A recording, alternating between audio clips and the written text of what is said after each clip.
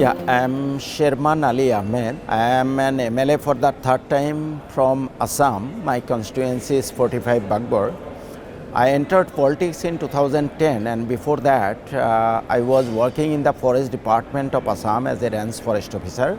I served there for 24 years and then took voluntary retirement in the year 2010 and joined politics, and in my first attempt I won in 2011. I was in the opposition during my first term, and then because of some differences with my party I was suspended, and at the fag end of the term in 2016 I joined another party and I got elected from there, and then in the third term also I got elected from that party, and again there was some differences. I have been suspended, and all along all these 3 terms I have been in the opposition.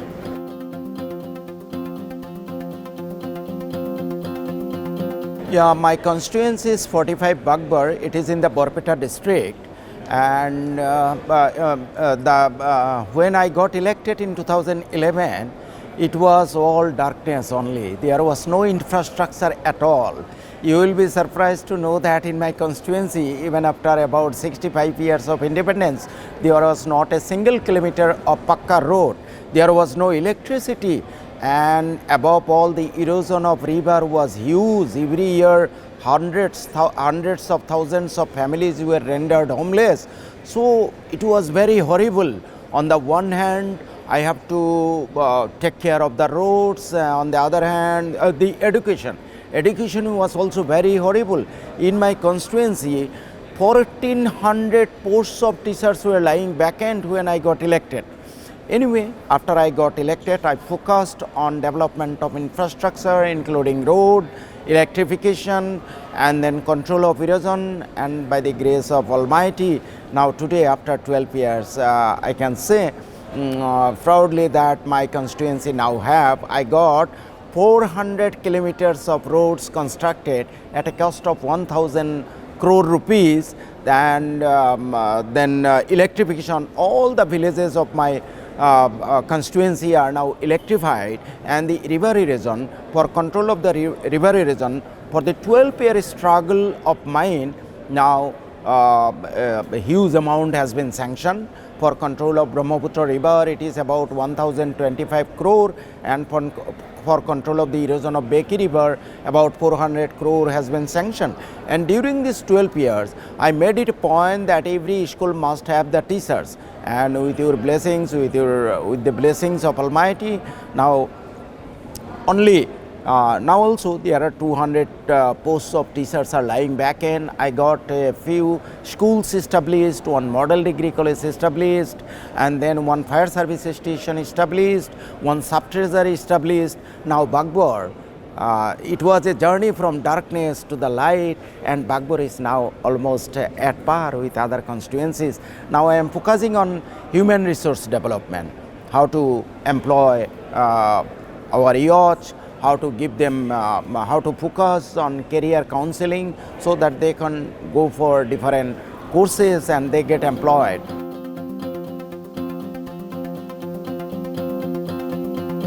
Yeah, it's good. It is for the first time that there is such a huge gathering of all the legislators across the country. As I could learn, 2,500 legislators registered, and almost 1,500 are attending the conference. It is really very nice, but the thing is that since it is a huge gathering, and for the first time, some issues, yes, of course, remains. It should have been in a more disciplined way. There were here and there were some flaws, I think, but it is a great idea. In addition to the luminaries speaking in the Jasmine Hall, we have got some sessions, but in the sessions also I have to say one thing.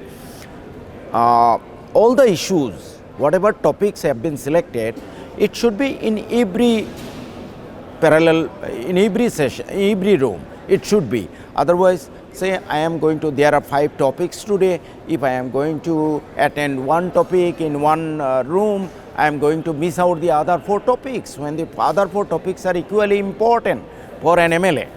So if that can be, suppose 5 rooms have been allotted for one topic. In all the 5 rooms, all the 5 topics could have been discussed. I think it would have been better, and the time constraint is there, only 2-hour time. It is not sufficient. Those are very important issues. I hope in the days ahead, when the next session is held, I think the organizers will take care of it.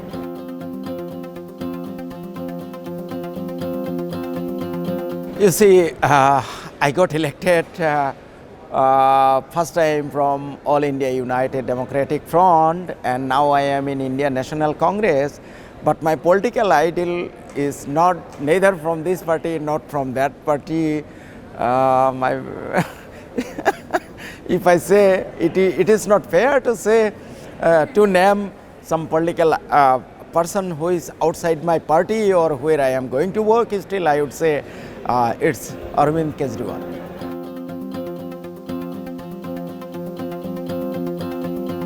Pardon? Work life and personal life. Yeah, there I suffer a lot. I cannot maintain a balance. Little bit I am workaholic, and during the last 12 years, I hardly gave any time to my family, and all that was not good. I feel in my heart it is not proper. I should maintain a balance, but I could not. Mostly I could not, since my constituency was so backward that I don't have even time to raise my head and think of other issues from morning to dawn. I used to think about my constituency, these issues, that issues. But when I look back, I feel that I should have maintained a balance between my constituency life and my family. Yeah.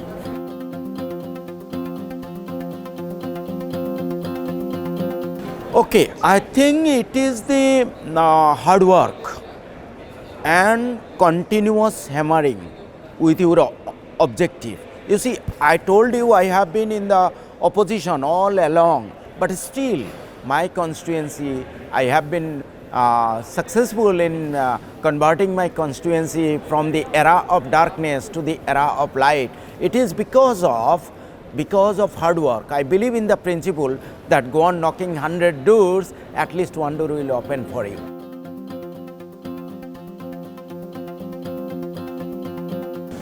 Yeah, my philosophy is that do not harm anybody. In whatever way you can, your activities, your actions, your words should benefit others. The maximum possible benefit given to my neighbors, to my colleagues, that is my philosophy.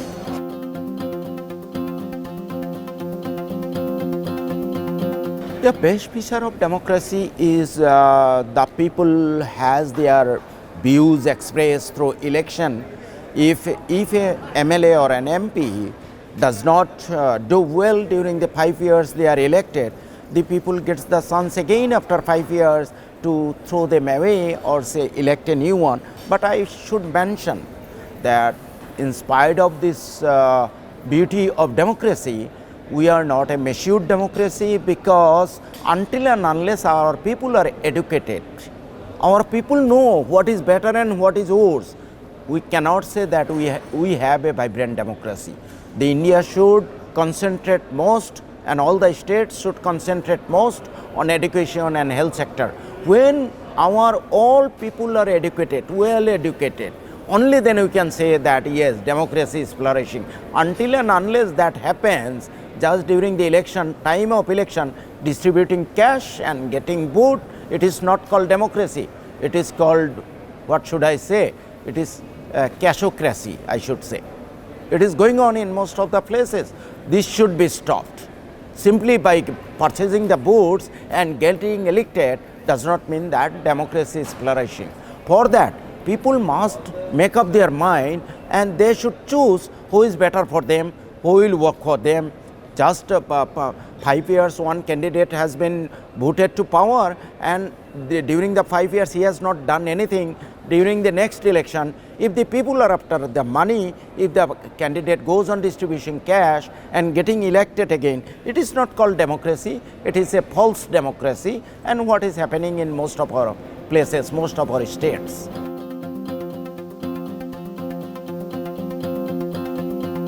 Yeah, but before that I should add one more point.